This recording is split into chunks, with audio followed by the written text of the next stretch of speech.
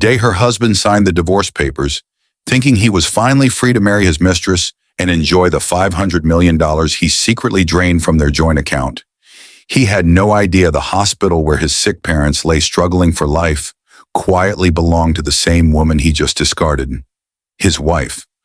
Once mocked as a nobody who lived off his success, she watched in silence as he celebrated his deceit. But behind her calm eyes hid an empire powerful enough to shatter every illusion he'd ever built. How did a man so proud, so sure of his manipulation, end up begging the same woman he betrayed? What secret move did she make that turned their betrayal into her ultimate revenge and crushed them both forever? The morning sun spilled gold across the white marble of Charlotte Monroe's kitchen, glinting off the glass vases and the framed family photos that lined the shelves. It was a picture-perfect scene, the kind of life she thought she had built. Laughter from her two children at the counter, the smell of warm pancakes, and the gentle hum of her favorite jazz tune under her breath. Her robe fluttered softly as she moved, her hair loosely tied, the light catching the faint tiredness in her eyes that even love couldn't erase. She flipped another pancake, smiling faintly as her daughter asked if Daddy would be home early tonight. "He said he had meetings, sweetheart," Charlotte replied softly, tucking a loose strand of hair behind her ear. The answer came naturally. She was used to giving it. Lately, Jonathan's meetings stretched past midnight. His cologne lingered on his suits when he came home, but not his warmth. Just last night, at their 12th anniversary dinner, Jonathan had stood before their friends and business associates, raising a crystal glass toward her. "To my beautiful wife, Charlotte, the woman who believed in me before anyone else did." His voice had filled the restaurant with charm and practiced confidence, his hand resting over hers as the crowd clapped. Beneath the table, however, his phone vibrated. She didn't know it then, but the same hand that toasted her was texting another woman, Sienna Brooks, his 26-year-old secretary, confirming their secret getaway. Charlotte had smiled through the night, her eyes glowing with pride. She had believed every word, every toast, every promise. But in the quiet of dawn, while she stood humming in the kitchen, Jonathan was already awake in his penthouse office downtown, signing a final transfer form. His fingers moved swiftly across the screen, authorizing a withdrawal that emptied their joint account, the same one they'd built together from the first dollar he ever earned. At 8:14 a.m., Charlotte's phone buzzed beside the stove. She reached for it, expecting a message from the school, or maybe Jonathan himself saying he'd be late again. Instead, she froze. "Jonathan, it's over. Don't call me. The account is mine now." The room seemed to tilt. The words didn't make sense. Not at first. She reread them, blinking as if her phone had glitched. "What?" she whispered under her breath. She opened their banking app with trembling fingers. The screen loaded slowly, then revealed a single hollow truth. Balance, zero. Wait. Her knees weakened. The spatula slipped from her hand, clattering to the floor. She barely heard her son's small voice asking if something was wrong. The world blurred.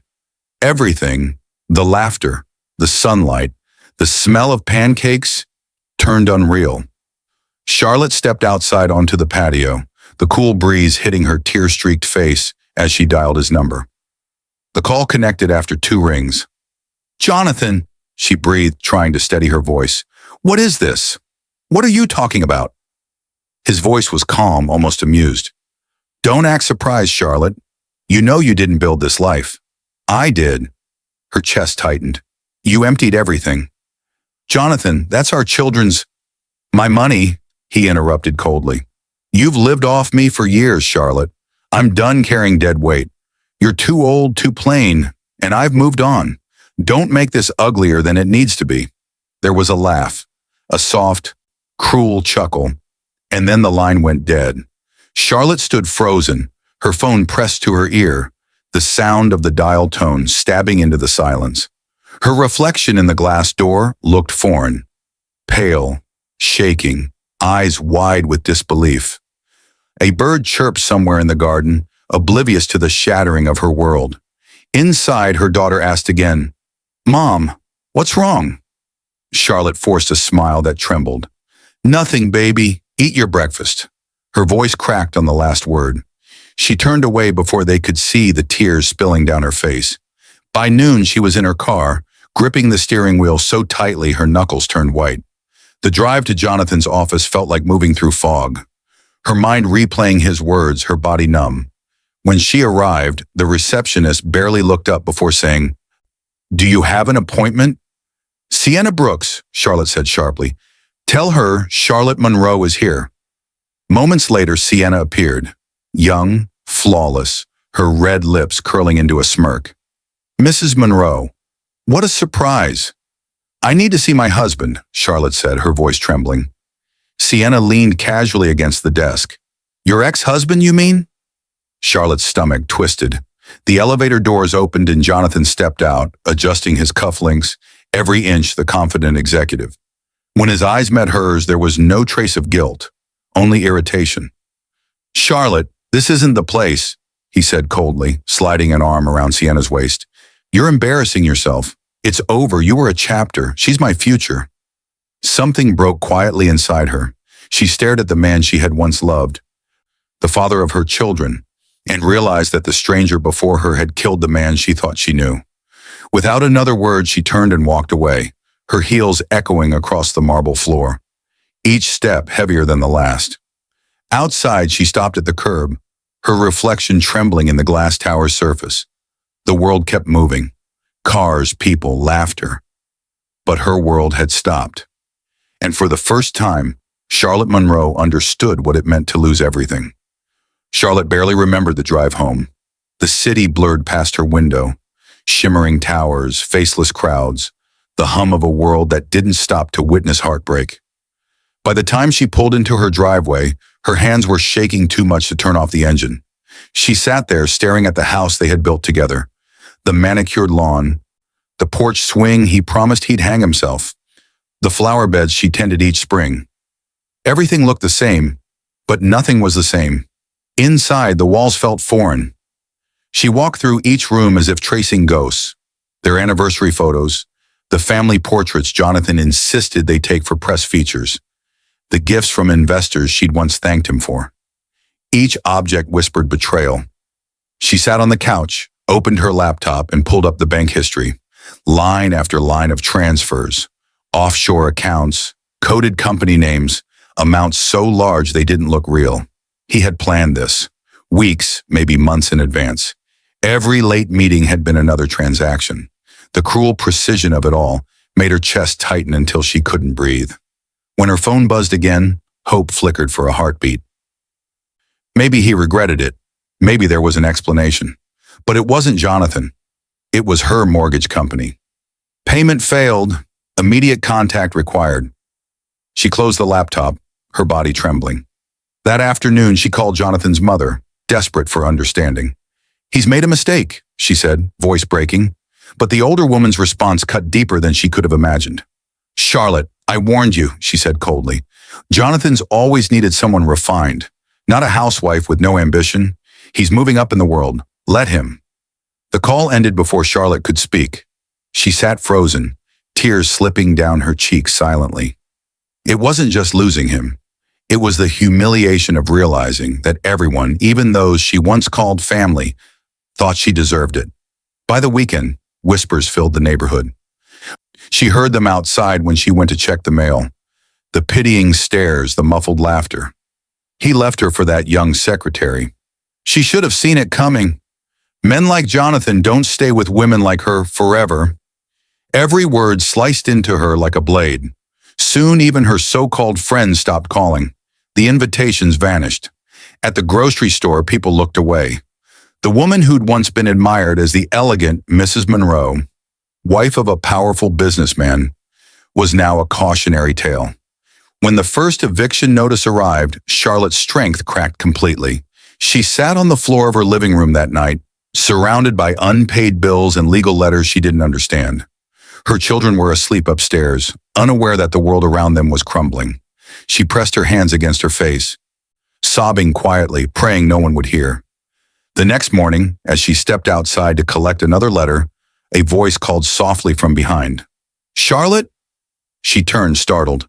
A man in a gray suit stood at the edge of her driveway. Tall, calm, his eyes gentle but sharp with concern.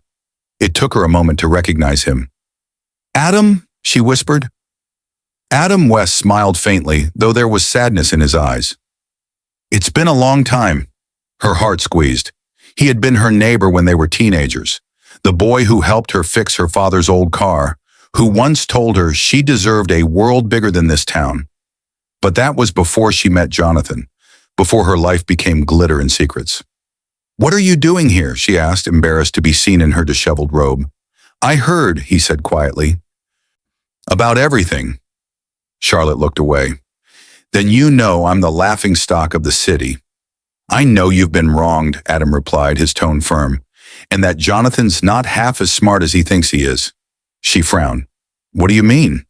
He stepped closer, lowering his voice. "I've seen this pattern before. Transfers through shell companies. Forged signatures. It's fraud, Charlotte. And I think he used your name to do it." Her blood ran cold. "My name?" He nodded. "The documents I've reviewed. There are things he couldn't have done without your authorization. But the signatures don't match. I can help you prove it." Charlotte shook her head. "No, Adam. I can't. He's powerful. He'll destroy anyone who crosses him." Adam's eyes softened. "He already destroyed you. The only question now is, will you let him keep the pieces?" His words lingered long after he left. That night, Charlotte sat by her window, watching the rain streak the glass. The wind howled against the house, whispering memories of the life she'd lost. Somewhere deep inside, a spark flickered, faint but alive. She thought of her children sleeping upstairs, of the humiliation she'd endured, of the man who'd taken everything and laughed. And for the first time, her grief began to twist into something sharper, something she hadn't felt in months. Resolve. As the rain slowed to a quiet drizzle, Charlotte whispered to herself, "He thinks I'm finished." Her reflection stared back at her, eyes red but steady. "But he has no idea what's coming." The faintest smile touched her lips, not of joy, but of quiet defiance. Somewhere in the dark, a plan was beginning to form, and though she didn't yet know it, her path to justice had already begun. With a friend's return, a forged signature, and a buried truth that would soon drag Jonathan Monroe into the ruin he built for himself. The next morning, Charlotte sat across from Adam in his modest downtown office, the blinds half closed, sunlight slanting across the stacks of folders on his desk. He pushed a manila envelope toward her. "Everything I've found so far," he said quietly. "Jonathan's been laundering money through 3 shell corporations, all under his control, but some of the paperwork lists you as a co-signer." Charlotte's stomach twisted as she looked down at her own name printed beneath forged signatures. "He forged all of these?" Adam nodded grimly. "And not just that. He remortgaged your home under those same companies. The debt's been moved into your name." Her breath caught. "So when the bank comes for the house, they'll come for you," Adam finished. "Not him." For a long moment, the only sound was the hum of the ceiling fan. Charlotte felt the weight of betrayal pressing on her chest like a stone. "He planned everything," she murmured. "Every smile, every lie. It was all part of this." Adam leaned forward, his voice low and steady. "He's not invincible, Charlotte. He left a trail. Fraud, forgery, money laundering. If we prove this, he won't just lose his company. He'll lose his freedom." She looked up, fear flickering in her eyes. "You want me to destroy him?" "I want you to take back what's yours," Adam said softly. "You've been silent long enough." Her fingers tightened around the envelope. For the first time, she didn't feel powerless. She felt dangerous. Meanwhile, miles away, Jonathan Monroe sat in his office with his mistress, Sienna Brooks, lounging elegantly on the sofa.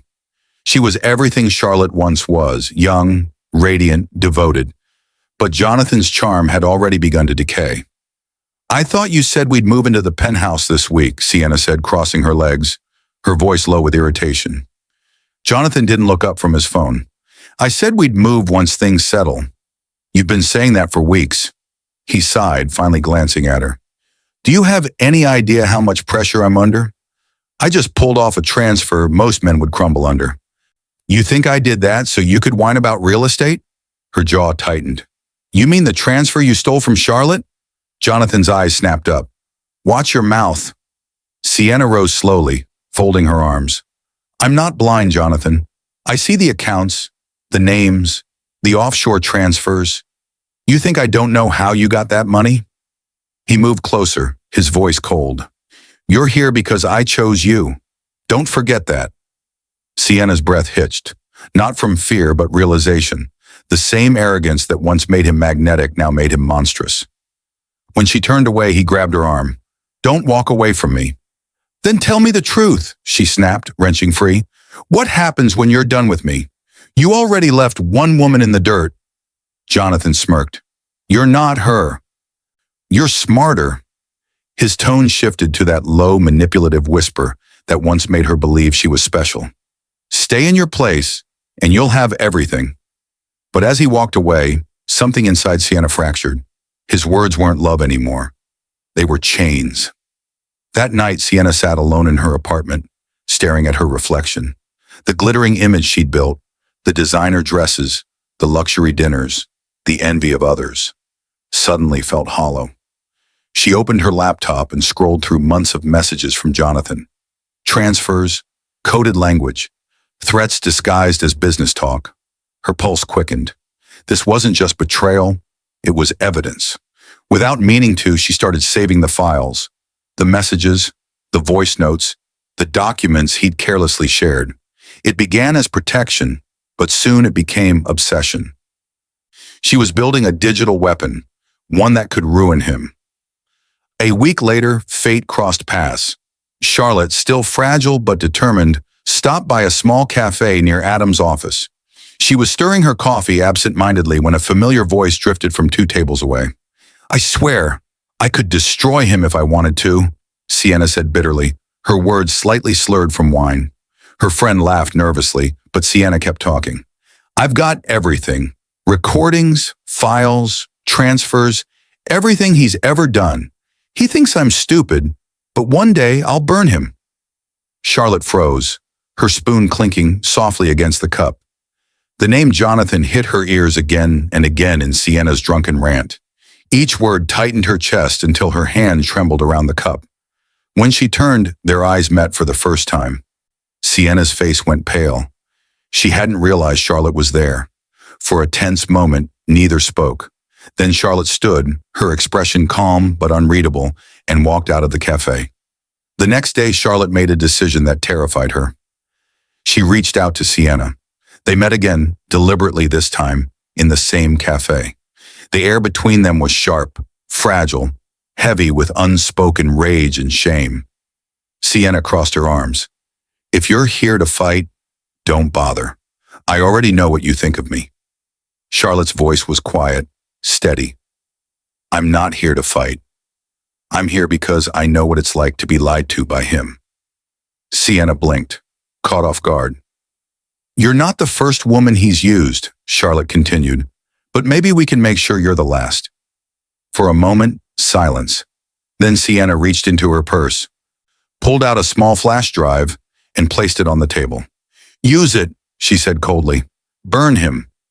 Charlotte stared at it, the small, simple object that carried the power to destroy everything Jonathan had built. That night, she brought it to Adam. He plugged it into his computer, and within seconds, the screen filled with evidence.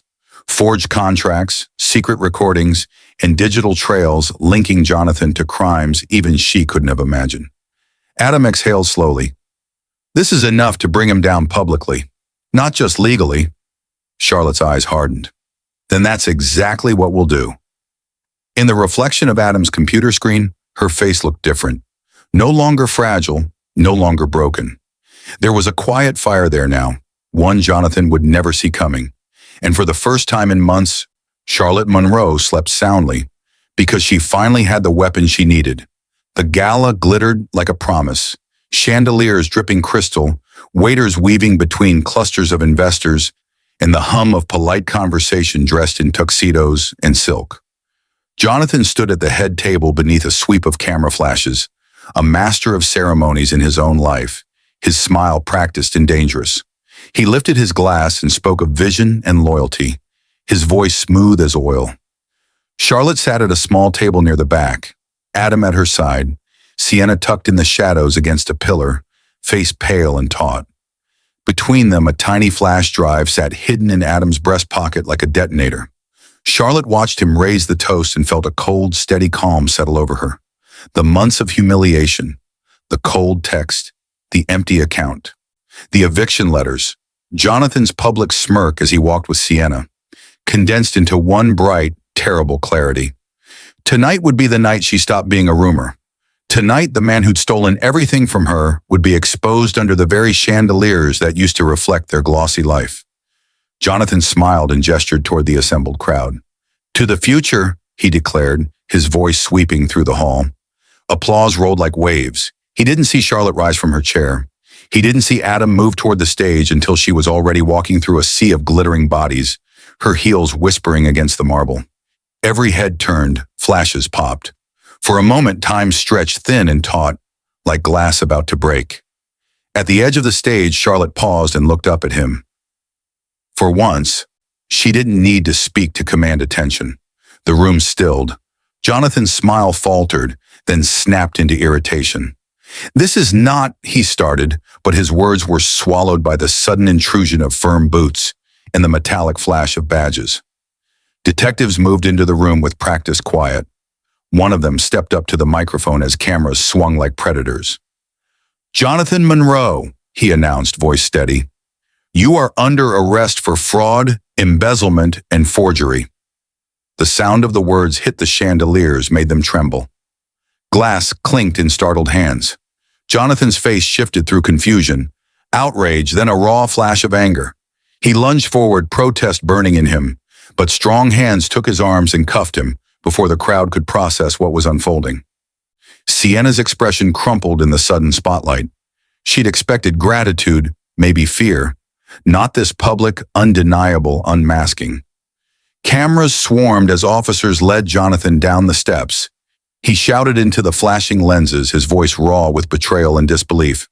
"This is a setup. You don't understand." Reporters pushed microphones forward. Investors whispered and then scattered like frightened birds. Phones recorded, live streams erupted, and within minutes the mayor's gala had become the spectacle of Jonathan Monroe's ruin. Charlotte felt a hand squeeze her shoulder. Adam's, and let herself breathe. The laughter that had mocked her in the weeks past was replaced by the hum of stunned excitement. For the first time since the cold text woke her that morning, she felt light. She watched as Jonathan's carefully built facade cracked in real time. Executives who had toasted his name now whispered about contingency clauses, about legal counsel, about withdrawing funds. Men who had once mimicked his swagger moved away. The empire, sleek, shiny, supposedly indestructible, had a seam, and the seam had opened. In the following days, the story consumed headlines.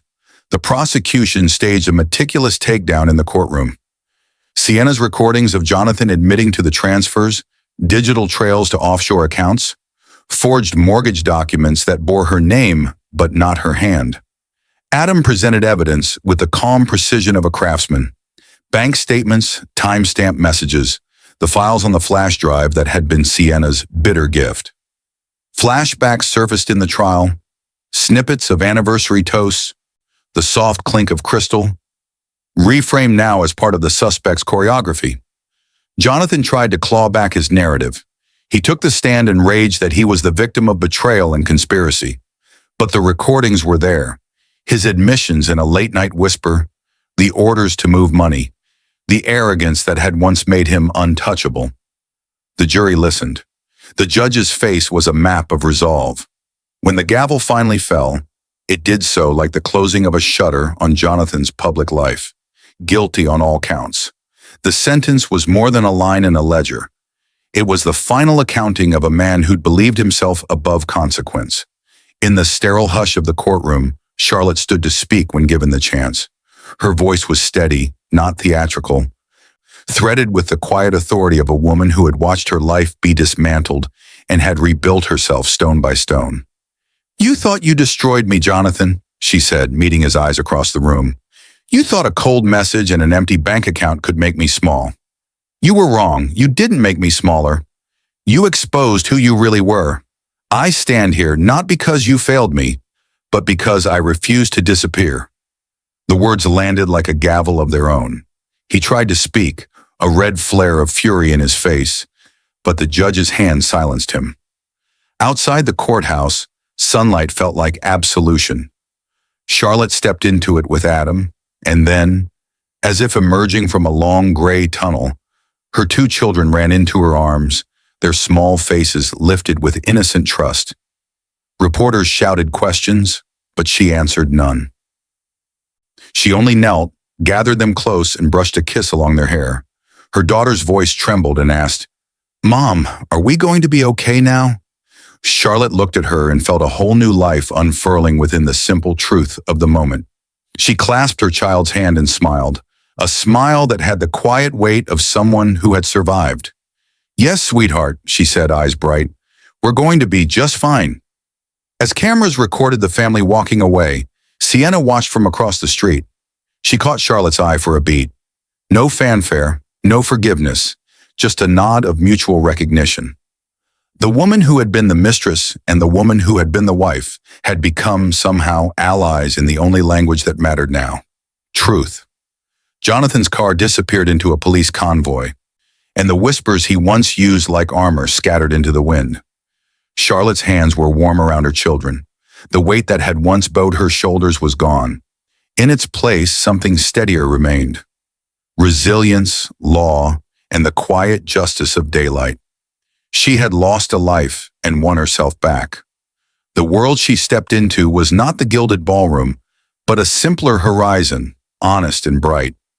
She walked forward not as a woman defined by what was taken from her, but by what she chose to keep: her family, her dignity, and the hard, luminous freedom that comes after a long night.